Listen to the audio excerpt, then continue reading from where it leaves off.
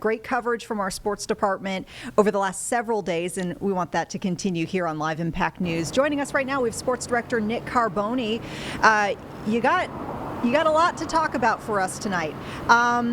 Where do you want to start? I'm just going to ask you where you want to start. Well, let's start with the end of practice. It was our first day of padded practice for the Panthers and our first training camp scuffle. Listen, I've gone to training camps where you're there for 3 weeks and there isn't any sort of shoving or pushing even, but that drought, so to speak, ended today, just 4 or 5 days into camp. End of team drills. Chuba Hubbard, 1,000-yard back last year, gets the ball on a swing pass, and he's kind of, finishing his run, and he is absolutely lit up by second-year linebacker Trevin Wallace. It was a clean hit. It was actually a clean hit for training camp.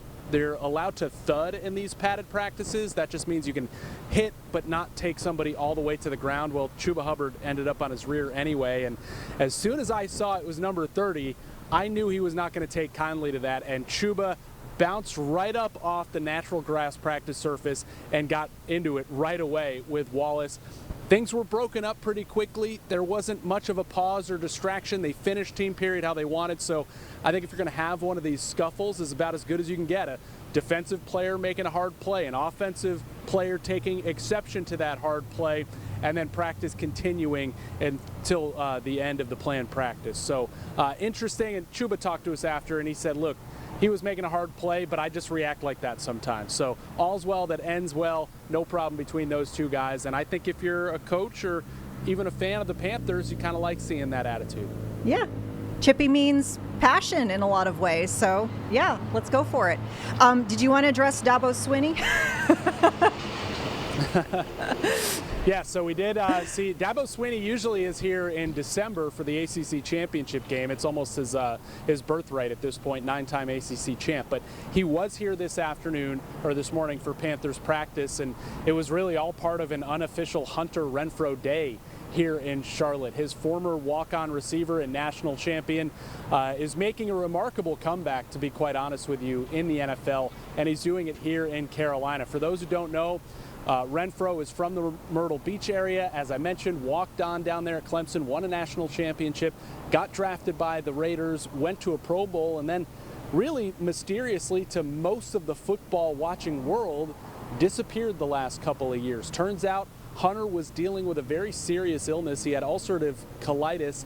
He was working a 9-to-5 job while he tried to figure that out, really, and then begin to rehabilitate. But once he kind of got that under control, he was able to start working out again, start doing football things again. He said it really just started with getting off the pickleball court and thinking, wow, I actually feel good again for the first time, because he was exhausted for a couple of years, and he had a temperature of over 100 at one point for 7 straight days. So he got his body back in good shape, and we've seen him progress all throughout the offseason, from mini camp here to training camp, to the point where head coach Dave Canales now has said twice, that's the Hunter Renfrow I remember watching with the Raiders. That's a Hunter Renfrow I remember watching with Clemson. And Dabo Swinney telling the media today, look, I told him he's got more left to give. He shouldn't retire from football completely. So it's an amazing NFL story that's playing out here in Carolina. I think the larger NFL media is probably going to start picking up on it this week if they haven't already.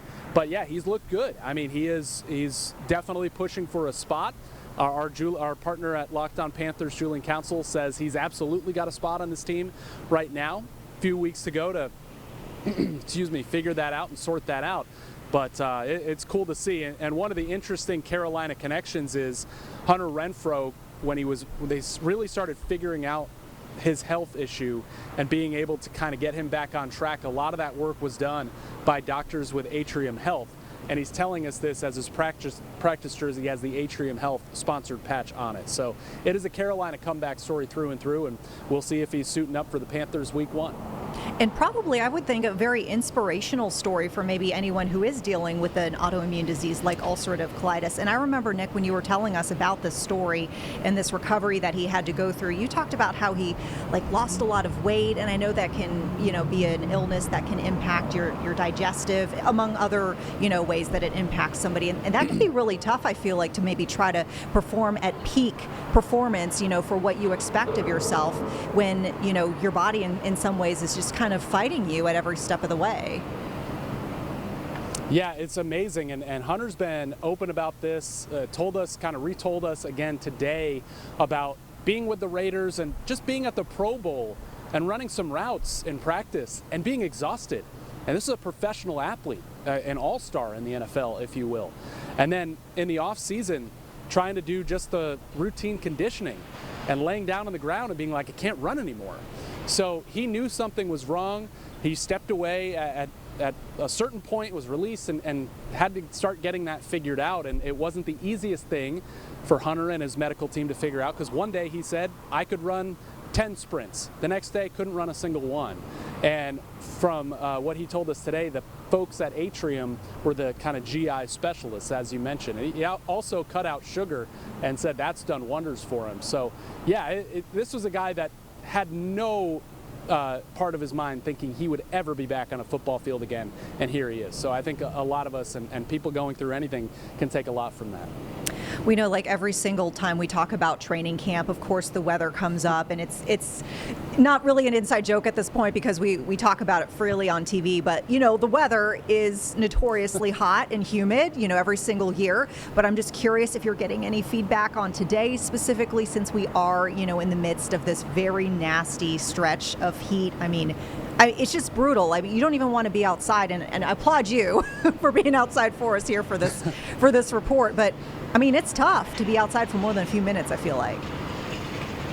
Yeah, especially if you're in full pads, and today was fully padded practice. I will say this, Saturday's practice was probably the worst it's felt. Today, we've had a breeze, which has been nice. I mean, I tell people all the time, the temperature might be the same here as it was for those practices at Wofford and Spartanburg, but the difference is you can get a little wind up here in Uptown. We had some today at the practice facility up on top of the hill on Cedar Street. We're getting some now even right here off of Mint Street, so that has made it much more tolerable rather than just sitting in stagnant air and heat and humidity. But it is something that is of course on the minds of the team. They have not changed their practice times in this heat wave. Their practices are 10 to noon, thereabouts, 11:30 maybe. And really at the end of practice is when practice is peaking. They're doing team drills. It is at its most intense point, especially today with pads, but they did take a cooling break today. A lot of players did take advantage of that frigid trailer, that cooling trailer they have here. Talked to Pat Jones II today one-on-one and asked him, how did that help? And he was like, it's night and day. It's a world of difference. It drops your body temperature back to a normal spot, gets you basically recovered enough to go finish practice the right way. And so it is a balance of being careful, and certainly the training staff, coaching staff is being careful, but also wanting to prepare in these conditions, because no conditions really are going to be ideal. This team opens its season in Jacksonville in early September. It's going to be hot and humid that Sunday afternoon for sure. Yeah, indeed. All right, Nick, before we let you go, what can we expect as far as your reporting as we turn over to the evening news in just a little bit? What do you got coming up at 4, 5, 6? Shervin SF, 4 o'clock, we are diving into Bryce Young's training camp so far, as he appears to be more confident and comfortable in this offense, and that's allowed Coach Canales to kind of open up the offense a little bit for him. Bryce had some voice issues today, so you will hear him kind of poke fun at himself for that. At 5 o'clock, we're going all in on that Renfrow story. It's a remarkable comeback. You'll hear from Hunter Renfrow. Dave Canales seems really positive about what he can do in Carolina, and we'll hear from Coach Swinney on that comeback too. 5:30, we're going to hear from Locked On Panthers host Julian Council about whether or not, it's a great story, Hunter Renfrow, can he actually make the team? So we talk about that. And then 6 o'clock, we'll hear from Chuba Hubbard on this training camp fight. He had a smile on his face, but he didn't know he had an egg on his head. He was like, how'd y'all let me come up here with that? And yeah, that might have been from that little scuffle today. Oh, man, get the man some ice. I don't know. All right. Yeah. Carboni, yeah. Thank you so much. We appreciate you joining us here on Live Impact News, and you'll see you later. All right, folks. Yep.